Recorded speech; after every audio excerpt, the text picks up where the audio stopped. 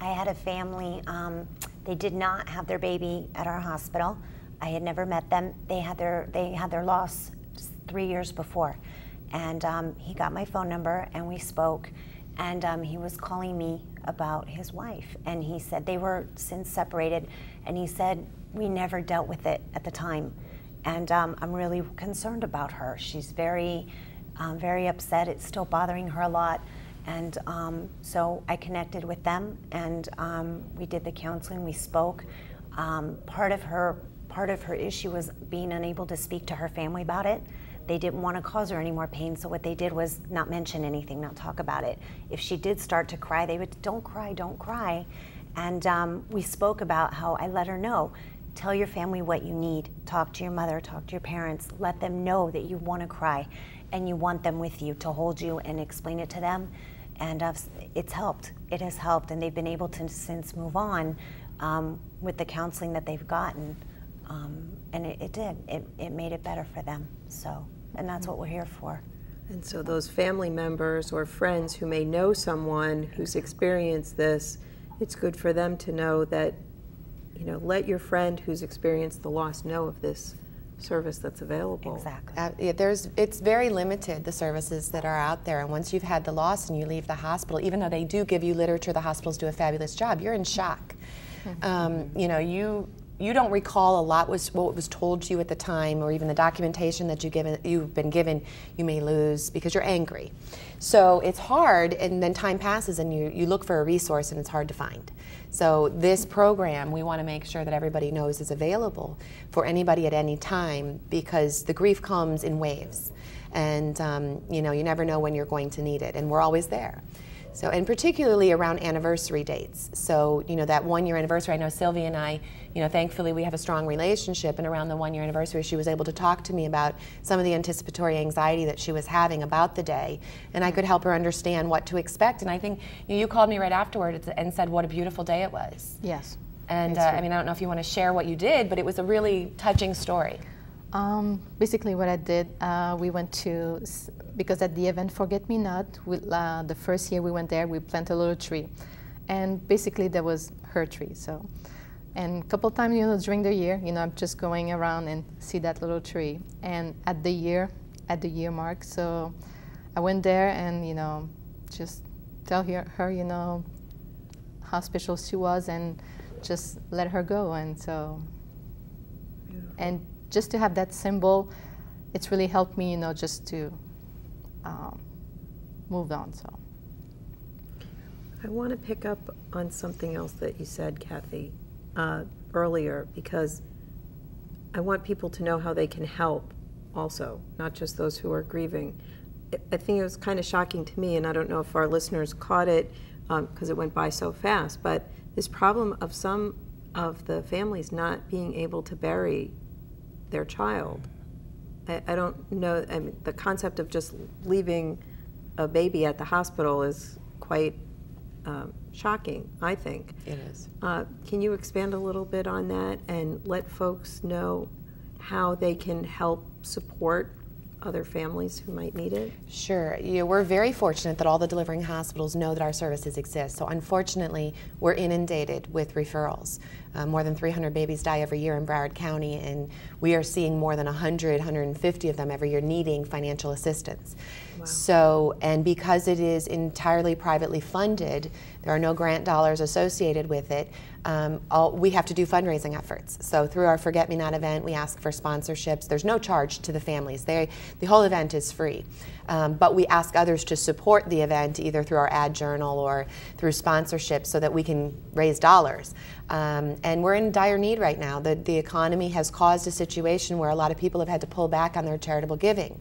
And there aren't as many dollars needed. So where we were able to in the past give $500, culturally some people do not like to cremate their child. So we offered a different amount for a burial versus a cremation because they're different expenses. But unfortunately, in order to serve the whole population that needed our service, we couldn't do it at that level any longer. So we had to cut back to offer $250 for any death. The family can choose how they would like to use that, whether it's burial or cremation. And we work directly with the funeral home and pay the funeral home directly.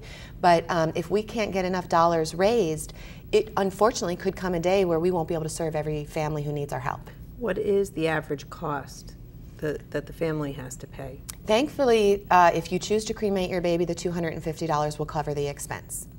If you want to bury the baby, the $500 would have covered it. Every funeral home's different, so it depends on the charges. We don't pay for like a funeral service, limos, right. You know, all the things that if you were able to afford it, you'd love to do for your child. In this particular case, we provide the necessity so that you can have your baby taken care of respectfully and not have to worry about that, not to have that financial burden on your shoulders. So people can go to the Healthy Mothers, Healthy Babies website, which we will have posted, or come to the CSC website and they can get linked to Healthy Mothers, Healthy Babies and look for the Forget Me Not program. Absolutely. And make a targeted donation to that if they so choose. They certainly can. They can do it right online. Or if they need, information, wanting us to reach out to somebody, they can email us, call. We want to help everybody in the community who needs this help. And speaking of helping people in the community, clearly many of these deaths are not preventable. There is nothing you can do. And I ask this next question not to imply guilt or to add to anybody's burden, but for pregnant moms out there now and families, there are some issues that are preventable. We found that through the fetal infant mortality review process. And can you speak a little bit about that process and what the community is doing to help prevent people from experiencing losses that are preventable? Mm-hmm. Well, in addition to the fetal infant mortality review, we were fortunate with Children's Services Council help and the county's help and the districts to have the pediatric autopsy program. So with those two entities combined, we've discovered that many of our deaths are preventable. And some of the main causes, maternal infection, maternal medical care, obesity, safe sleeping, SIDS, those were issues that we could impact. SIDS is not a preventable death. However, a lot of deaths that are sleep-related get thrown into the SIDS category. So this is an area where we're working and putting a lot of attention for the preventable deaths, that we can hopefully reduce some of the numbers so that not more than 300 babies are dying every year. We can bring that down. There will always be deaths, unfortunately. But through Children's Services Council and many of the other wonderful funders in the community, we now have the data that says to us, okay, what can we do? What targeted interventions can we do to make the biggest difference? And one of the biggest issues recently was safe sleeping. And we have the Cribs for Kids program where a family who cannot afford to have a safe space for their baby to sleep can be referred to our agency, and we can educate the family on how to make sure their baby is put down safely and give them a pack-and-play crib, which is portable, which is good for the population who needs it, so that that baby can always be safe. Because really up until the first year of life, that baby should never be in an adult bed. It should never be on a couch.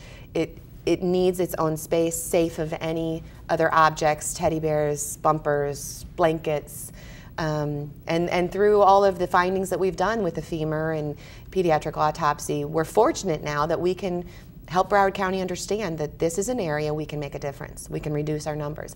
And maternal infection and obesity, nutrition, very important. Early prenatal care is essential for every mother. It's very important. Still not always preventable, but the earlier they get the prenatal care, the more the physicians follow them and can see if there are any problems that, if they can be prevented, the physicians can assist and help protect those mothers and babies. Particularly with maternal infection. Exactly. If it's STD related, as long as the mom gets her treatment regularly and appropriately, the baby should have no problems. And we were saying before, a lot of these infections, the mom could feel fine. There's nothing weird. Exactly. There's just bacteria in your body that exists that for you isn't a problem, but for the baby could be. Exactly. And so you have to go for your prenatal checkups. Exactly. You have to.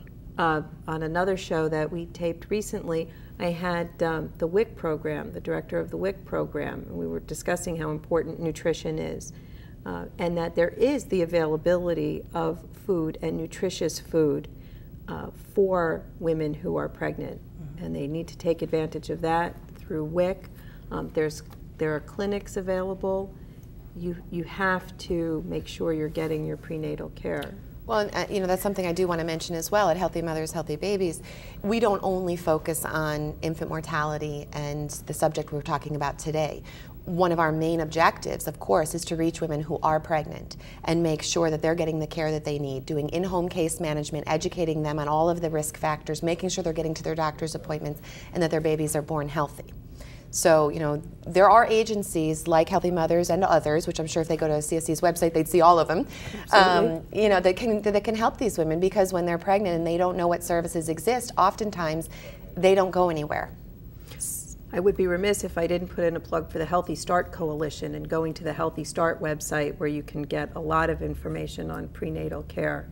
We are down to our last about minute and a half. Any last thoughts you want to get in quickly? I did want to mention one. You just mentioned infection, which is one of the largest causes for miscarriages that we have.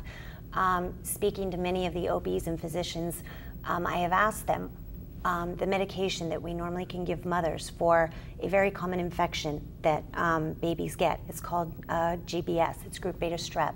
Mothers get tested for this at the very end of their pregnancy, and I've asked them, why can't they give it to the mothers earlier? And they said studies have shown that it doesn't make a difference. So that's a very prevalent one. It's a bacteria women and people carry in their bodies. It doesn't do anything to us, but it can be fatal to a newborn. And that's what took my daughter. Exactly. That's what Abby died from, and it took her very quickly, and you know, unfortunately, she didn't get the medication. They didn't know right away that she had it. I'm so sorry. One last time, the Forget Me Not program. Tell us, when does it take place? Every year in October. We have our annual event at the Ann Kolb Nature Center. So if they check our website for the exact date, we will publish that very shortly. Ongoing bereavement support is always, every day of the week. So if they go to our website or they call our phone number, they can be connected, and we'll make sure they're taken care of. Thank you so much. Thanks. Thank you. I sincerely hope you never need these services, but if you or someone you know experiences such a loss, it's important to know that there is support available for dealing with even the most painful of circumstances. Forget Me Not provides such support. I want to thank Kathy Dunbar, Executive Director of Healthy Mothers, Healthy Babies, Claudia Rodriguez, Bereavement Coordinator of Memorial Healthcare Systems, and Sylvie Moran, who shared her experience with her loss. I have been your host, Cindy Ehrenberg-Seltzer, President and CEO of the Children's Services Council of Broward County. For copies of this program or any other episode of Future First, call us at 954-377-1000 or visit www.cscbroward.org. And be sure to join us next time on Future First, Focus on Broward's Children.